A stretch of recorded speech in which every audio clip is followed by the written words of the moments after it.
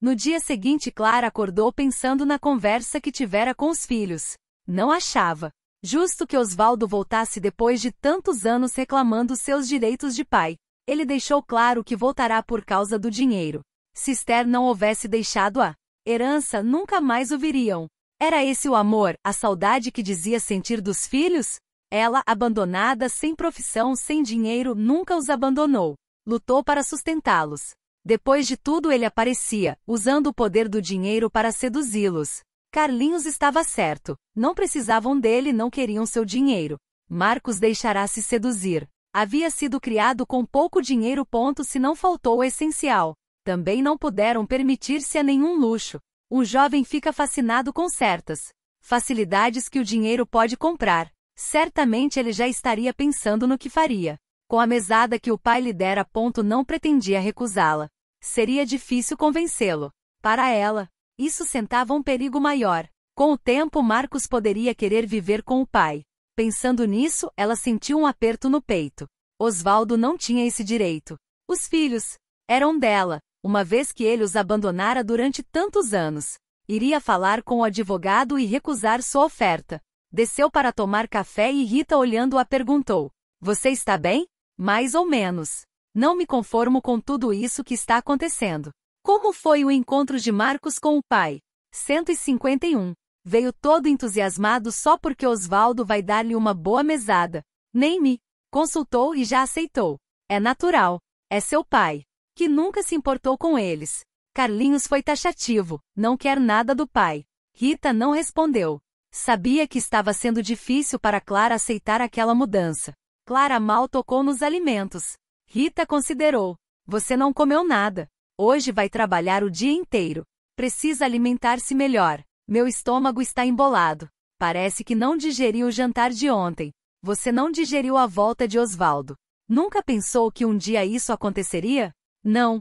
Pensei que tivesse morrido, casado de novo, sei lá. Quanto mais o tempo passava, menos eu acreditava que ele pudesse voltar. Mas voltou. Você precisa aceitar essa realidade. Vou procurar o advogado dele e dizer que não queremos seu dinheiro. Não pode fazer isso. Ele tem o direito. Depois, os filhos são seus herdeiros. Você não vai poder evitar. Isso é que me apavora. Por que ele voltou? Por quê? Não adianta questionar. Aconteceu e você não vai poder fazer nada. Por acaso ele falou com Marcos sobre o passado? Deu uma de bonzinho. Marcos mencionou o assunto e ele se mostrou compreensivo. Não me acusou de nada. Isso é bom. Ele não tem intenção de colocar seus filhos contra você. Isso é pior. Sua generosidade aumenta minha culpa diante deles. Você está exagerando. Preferia que ele a acusasse? Clara calou-se. A atitude digna do marido aumentara sua sensação de culpa. Vendo que Clara não respondia, Rita continuou. Marcos mostrou-se magoado com o passado? Não. Ao contrário. Foi carinhoso, disse o quanto me amava. Você tem 2 filhos maravilhosos. Não deve se preocupar tanto. Eles a amam muito. Não precisa ter receio da amizade deles com o pai. Seu lugar sempre estará garantido no coração deles. Não quer um pedaço deste bolo? Está uma delícia. Quando Clara chegou ao ateliê, Domênico logo notou que ela não estava bem. Procurou conversar e ela lhe contou o que a preocupava. Depois de ouvir tudo, ele comentou: Rita tem razão. Ele é o pai. Tem o direito de dar o que desejar aos filhos. Desista de procurar o advogado. Não vai poder fazer nada. Mesmo assim quero tentar. É um direito meu. Vai torturar-se inutilmente. Clara passou o dia inteiro nervosa. Fez imenso esforço para controlar-se. Gino exigia que as clientes fossem tratadas com carinho e alegria. Não podia deixar que seus problemas particulares prejudicassem seu trabalho. O dia custou a passar, e Clara esforçava-se para controlar a inquietação. No fim da tarde, quando se preparava para sair, Domênico aproximou-se dizendo: Você está precisando de ajuda. Por que não procura aquela sua amiga do centro espírita? Ela não vai poder fazer nada. Estou nervosa por causa da situação com meu ex-marido. Domênico olhou sério para ela e respondeu: Não é apenas isso. Há todo um envolvimento espiritual que está agravando o problema. Se ele não tivesse aparecido, eu não estaria deste jeito. Mesmo assim, uma ajuda espiritual vai acalmá-la. Você se sentirá melhor. Pode ser. Dona Lídia é pessoa bondosa e conversar com ela só pode me fazer bem. Ao sair do trabalho, Clara foi direto procurar Lídia. Encontrou-a rodeada de algumas pessoas, separando roupas usadas que deveriam dar a algumas famílias assistidas pelo centro. Vendo-a, Lídia foi abraçá-la dizendo alegre: "Que bom vê-la. Vamos entrar. Queria conversar um pouco, mas não desejo interromper seu trabalho. Voltarei outro dia." "Nada disso.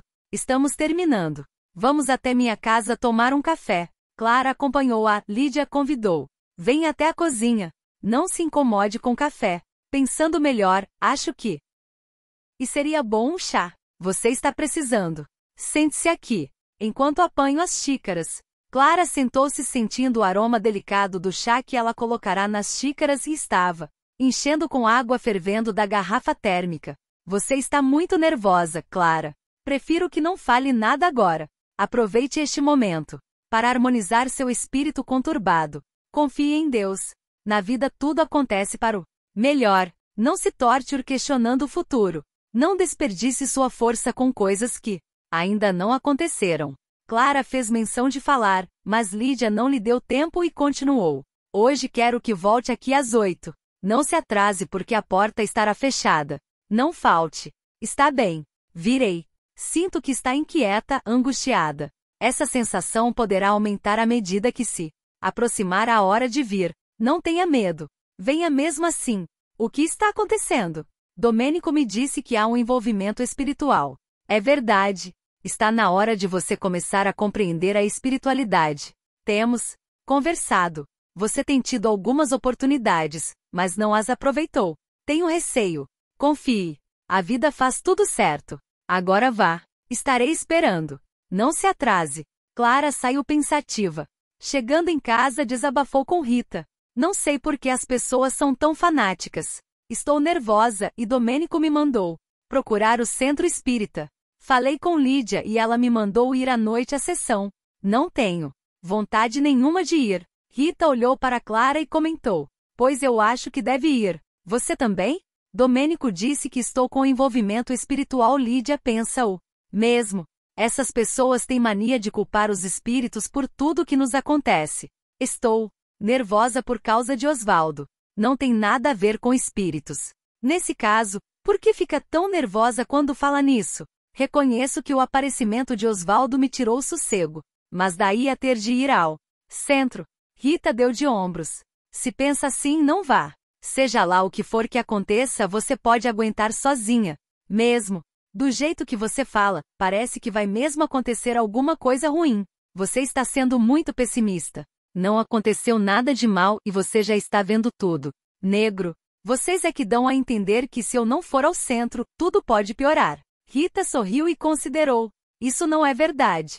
Os problemas, os desafios em nossa vida aparecem pela necessidade que temos de aprender e evoluir. Ninguém nem nada os poderá evitar. Acontece que, com a ajuda espiritual, você poderá enfrentá-los com mais coragem.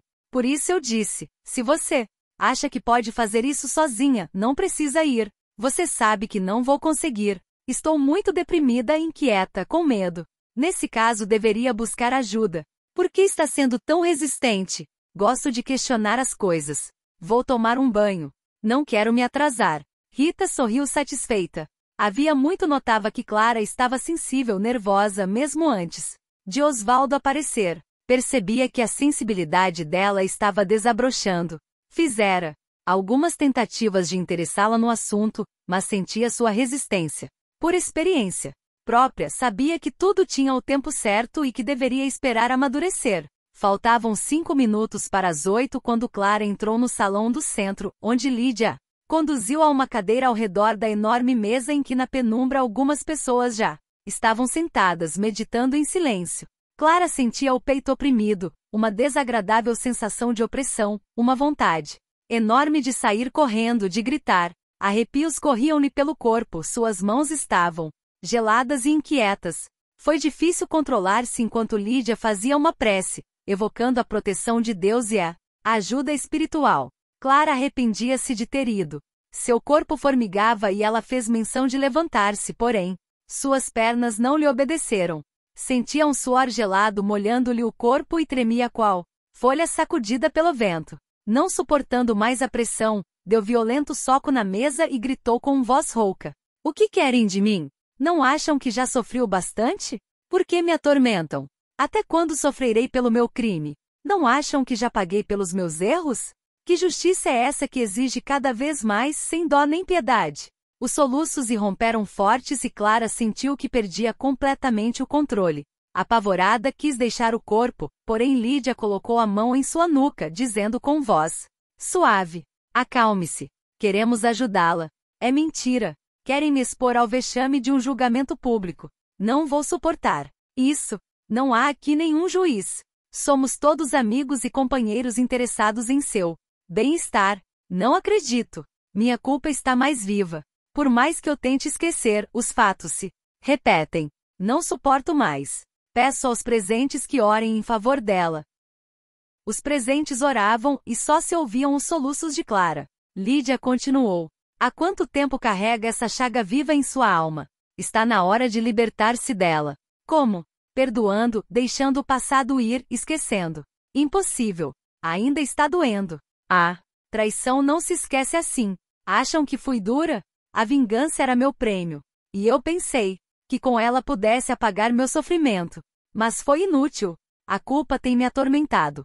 Desejamos ajudá-la, mas precisamos que coopere conosco.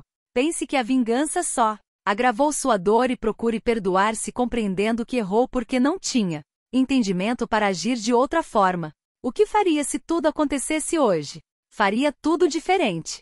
Mas naquele tempo eu não sabia. Compreenda isso e não se culpe mais. A vida está lhe oferecendo uma nova oportunidade de progresso. Você é um espírito eterno destinado a viver na luz. A felicidade é o objetivo maior da vida. Está na hora de deixar o passado e recomeçar. Ah, se eu pudesse.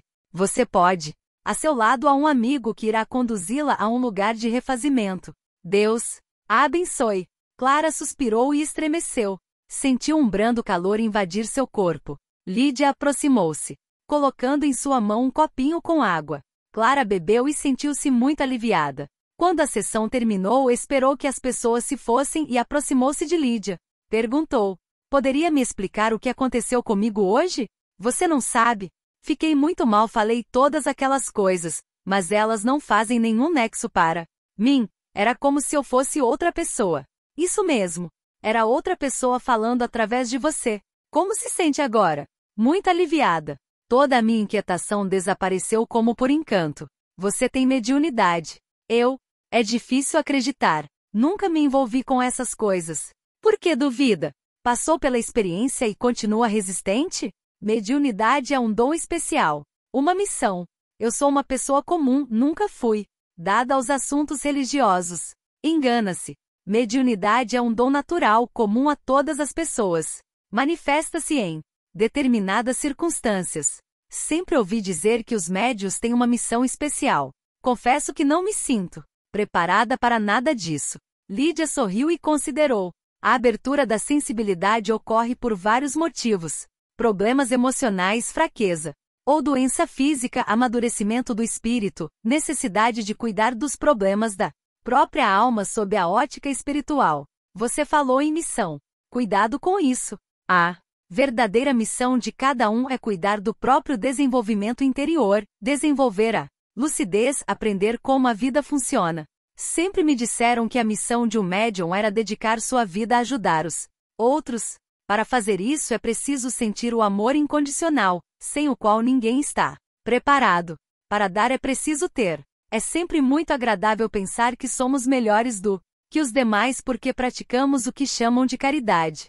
Mas a ajuda verdadeira, efetiva, que eleva as criaturas ensinando-as a caminhar com as próprias pernas raramente é feita. Ao desenvolver a mediunidade, muitos se apressam a fundar obras assistenciais sem meios nem recursos próprios para a manutenção de seus projetos. Para isso procuram arrecadar dinheiro, incomodando os outros para que comprem suas rifas e mantenham seu projeto. Mas a senhora mantém aqui um trabalho de ajuda aos pobres. Mas não peço nada a ninguém. Abrimos nossa livraria que mantém as despesas do centro.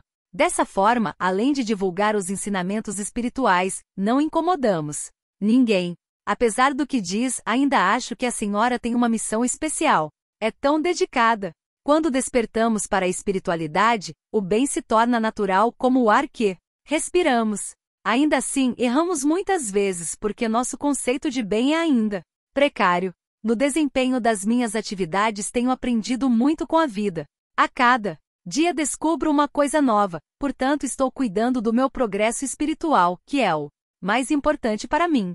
Sabe, a mediunidade nos abre as portas do mundo espiritual. Descortina as infinitas possibilidades que nos esperam no futuro. A noção de eternidade nos faz olhar o mundo de maneira mais serena.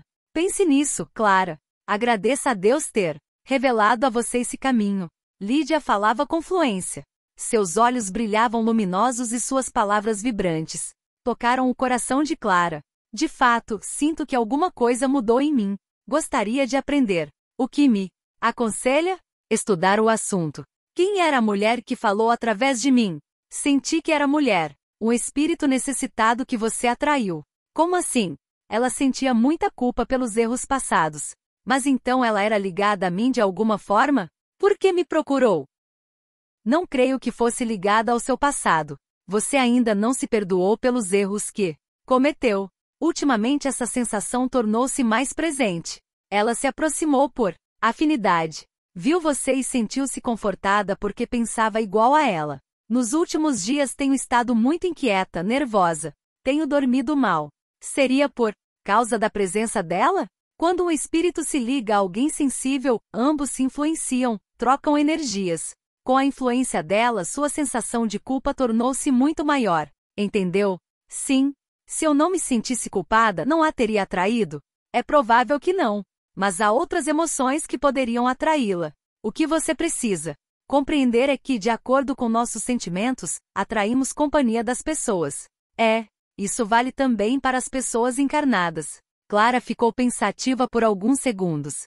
Depois considerou. Não sabia disso. Mas noto que é difícil progredir espiritualmente. Se por um lado a consciência do bem nos faz enxergar melhor nossos erros, por outro a culpa atrai espíritos desequilibrados. Não é a consciência do bem nem o conhecimento da verdade que nos prejudicam, mas a maneira como encaramos esses fatos. Como assim? Você alguma vez desejou fazer algo errado? Claro que não. Mas errou mesmo assim. É que eu era inexperiente. Hoje teria agido de outra forma. Então do que se culpa? A inexperiência é natural. Clara fitou-a admirada. Lídia prosseguiu. Você sempre fez o melhor que sabia. Mas é claro que não sabia tudo. É verdade. É difícil admitir que pretendia ser melhor do que é. A pretensão é porta aberta ao desequilíbrio. Não me julgo pretensiosa. Engana-se. Você não se conforma em ter errado, continua se punindo. Gostaria de nunca errar, de fazer tudo certo para ser uma pessoa maravilhosa. Mas acontece que a sabedoria só se conquista pela experiência. Como experimentar sem errar? Clara ouvia emocionada. Vendo que Lídia se calara, disse: reconheço que naquele tempo eu não tinha amadurecimento. Nesse caso, por que exige de si uma coisa que não tinha para dar?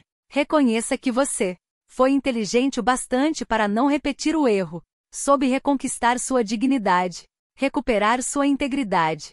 Você transformou um ato leviano numa preciosa lição de vida. Ganhou muito através dela. Clara levantou a cabeça e olhou séria para Lídia. Havia em seus olhos um brilho novo. Entendo o que quer dizer. Tenho perdido muito tempo me criticando pelo que fiz, me culpando, imaginando como teria sido minha vida se eu não tivesse feito o que fiz. Mas a verdade é que por mais que me culpe, por mais que me condene, não poderei voltar atrás. O passado não tem remédio. O melhor é esquecer. O melhor é compreender. Enquanto conservar a mágoa pelo que fez, pelo que seu marido fez, não conseguirá libertar-se dessa culpa. Torna-se preciso ir fundo na questão. Assim como você não soube fazer o melhor e resistir à tentação do momento, seu marido também não conseguiu reagir aos fatos de outra forma. Você está apreensiva com relação a ele, sente-se ofendida porque ele desapareceu deixando em suas mãos toda a responsabilidade de manter a família. 159. Mas entenda que ele também fez o que acreditou melhor para ambos. Certo ou errado? Quem tem condições de avaliar? Eu não me atreveria a fazê-lo. Quem poderia entrar dentro do coração dele e sentir o que ele sentiu? As lágrimas desceram pelas faces de Clara, que não encontrou palavras para responder. Lídia abraçou-a com carinho, dizendo: pense nisso, Clara. Não julgueis para não serdes julgados. São palavras de Jesus. Tem razão. Farei isso. Sua sensibilidade se abriu. Você tem mediunidade. Precisa estudar esse assunto para entender as leis universais. Lembre-se de que você é a responsável por tudo quanto lhe acontece. Assim, apesar de registrar com mais intensidade as energias que a cercam e perceber os pensamentos dos outros, deverá guiar-se pelo seu bom senso, comandar sua vida do seu jeito, sem se impressionar com as ideias alheias. Estará cercada de energias de todos os tipos, e é preciso ter discernimento para escolher o próprio caminho. Não sei se estou preparada. Se não estivesse, a vida não lhe teria concedido essa capacidade. Tenho alguns livros básicos que gostaria de emprestar-lhe. Gostaria muito de me informar. Lídia foi à outra sala e voltou com um livro que entregou a Clara. Ela leu o livro dos Espíritos de Allan Kardec. Lerei com prazer. Como está se sentindo? Muito mais leve. Parece que me livrei de um grande peso. É assim mesmo. Agora vá e volte na próxima semana para continuar seu tratamento. Clara chegou em casa e Rita esperava-a. Vendo-a, disse: fiz um chá com aqueles bolinhos de que você gosta. Você não comeu quase nada hoje. Aqueles de banana? Esses mesmo. Estão quentinhos. Sentadas na mesa da copa, elas se serviram e Rita considerou: você parece muito melhor agora. Mas a princípio fiquei muito mal. Nem sei como não saí de lá correndo. Em certos casos é assim mesmo. O que importa é o resultado. Clara contou o que havia acontecido e Rita comentou: bem me pareceu que você possuía mediunidade. Você tem muita intuição. Às vezes, sabe das coisas antes de acontecerem. É verdade, mas acho que sou muito ignorante em relação a esses assuntos. Eles são muito mais importantes do que eu supunha. Agora quero estudá-los. Tenho perdido muito tempo com coisas que só me prejudicaram. É hora de aprender a conhecer mais da vida, para poder viver melhor. Assim é que se fala. Que bom que entendeu. Clara foi ver os filhos que estavam dormindo, depois foi se deitar. As palavras de Lídia não lhe saíam da cabeça. Lembrou-se de Osvaldo, de como ele era carinhoso com ela e com os filhos. De seu envolvimento com Walter. De como fora ingênua deixando-se levar pela conversa dele. Pelos elogios que ele fazia de sua beleza, de sua inteligência. Da proximidade que ele explorava furtivamente quando não havia ninguém por perto. Da mediocridade de sua sogra, sempre vigiando seus passos, criticando tudo. Osvaldo nunca lhe deu ouvidos. Se ele pensasse como sua mãe, não teriam vivido tantos anos juntos. A recordação provocava nela sensação desagradável, mas ao mesmo tempo reconhecia que havia aprendido muito. Lídia tinha razão ao afirmar que a vida ensina. Acendeu a luz do abajur, levantou-se e foi até uma gaveta da cômoda. Tirou uma caixa, onde guardava as fotos de família. Abriu-a e começou a contemplá-las. As fotos dos meninos desde quando nasceram, as suas, as de seus pais. Desde que se separara de Osvaldo, havia jogado fora todas as fotos dele, inclusive a do casamento. O passado era página virada, e estava disposta a esquecer. Levou um susto quando encontrou uma foto dos dois sorrindo. Como ela ficará entre as outras? Segurou-a disposta a rasgá-la, mas ficou olhando. Aquele havia sido um tempo feliz. Naquele tempo amava o marido. Viu a data, o primeiro aniversário de casamento. Tinham ido jantar fora para comemorar. Olhos perdidos no tempo. Clara recordou-se daquela noite e algumas lágrimas brilharam em seus olhos. O que havia feito de suas vidas? Como tinha sido capaz de jogar fora aqueles momentos felizes? Pôs-se diante do espelho e examinou detidamente seu rosto. Era ainda moça e bonita. Muitos homens a haviam cortejado depois da separação. Porque nunca mais fora capaz de amar? Medo de sofrer, de assumir responsabilidades, falta de confiança em si e em seus sentimentos. Porque ao pensar no marido sentia um aperto no peito, uma desagradável sensação de opressão, de tristeza, de fracasso. Seria arrependimento, culpa? Apesar de ter errado, ela não era uma fracassada. Estava cuidando da família, havia recuperado a dignidade, sabia que tinha capacidade para sustentar os filhos com conforto. Tornará-se independente. Então, que sentimento era esse que a incomodava? Lembrou-se das palavras de Lídia. Você sempre desejou fazer o melhor. Acontece que não sabia tudo. Era verdade. Ela havia se iludido com Walter, mas em nenhum momento pensara em magoar o marido nem em provocar aquele drama. Reconhecia que fora ingênua e pagará um preço alto por isso. Em compensação, tornará-se mais consciente e amadurecida. Lídia estava certa. Ela não tinha culpa de ter sido ignorante, nem Osvaldo por não haver encontrado forças de voltar e enfrentar a situação. A esse pensamento, Clara sentiu-se aliviada. Ao mesmo tempo, reconhecia que se Osvaldo voltará, tinha sido porque decidirá encarar a família de frente. Estava sendo corajoso e ela precisava fazer o mesmo. Decidiu não intervir mais no relacionamento dele com os filhos.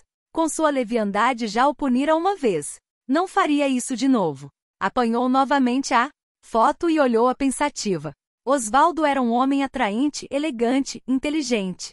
Depois de tantos anos vivendo no campo, como estaria? Respirou fundo, guardou a caixa e deitou-se novamente. Sentia-se melhor e desta vez não demorou a adormecer. Osvaldo olhou para o relógio com certa impaciência. Estava na hora de Carlinhos sair. Fazia 2 meses que ele se encontrara com Marcos e seu relacionamento com ele estava melhor a cada dia. Contudo, Carlinhos se negava a encontrá-lo, não tocando na generosa mesada que ele estava mandando. Cansado de esperar, Osvaldo havia tomado uma resolução. Estava esperando-o na saída do colégio. Ele teria de ouvi-lo. Os meninos estavam saindo e Osvaldo observava-os com atenção, tentando reconhecer o filho. Marcos havia lhe dado algumas fotos. Depois de uns poucos minutos, ele o viu em companhia de um colega. Conversava. Animado, emocionado, Osvaldo aproximou-se. Carlinhos. Ele parou surpreendido e empalideceu. O rapaz fez menção de se afastar, mas Osvaldo segurou-o pelo braço. Quero falar com você. Mas eu não quero. Vou embora. O amigo olhava-o surpreendido e perguntou. O que está havendo? Quem é ele? Sou o pai de Carlinhos. Precisamos conversar. O menino olhou admirado para ambos e tomou. Nesse caso vou indo. Até amanhã. Carlinhos não respondeu. Estava pálido e nervoso. Osvaldo disse-lhe sério. Não suporto mais esta situação entre nós. Temos de esclarecer as coisas. Para mim está muito claro. Vivi até agora sem você, posso continuar vivendo. Minha mãe nunca nos abandonou. Venha, vamos conversar em outro lugar.